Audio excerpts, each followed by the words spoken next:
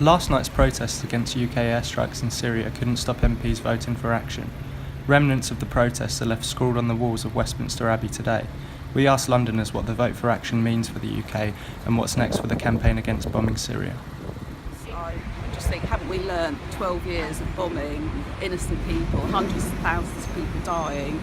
There's no strategy for what happens after the bombing. I just think it's absolutely insane. British soldiers are going to die, and the worst thing is the poor innocent people of Syria are going to die in space. You can't do things technically. There isn't an X marks the spot. It's just random. It's just obscenity. I'm really upset. Sadly, I think that the protesters can only accomplish so much. I'm glad that they were out last night. I'm glad that someone was, making the opposite side of the argument heard.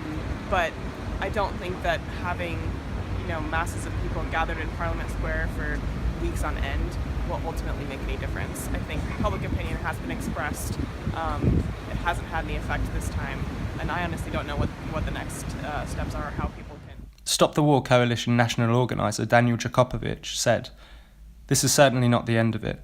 Thousands of people have joined our nationwide wave of protests in recent days, demonstrating the vitality of anti-war movement and its resolve to resist this brutalising spiral of violence."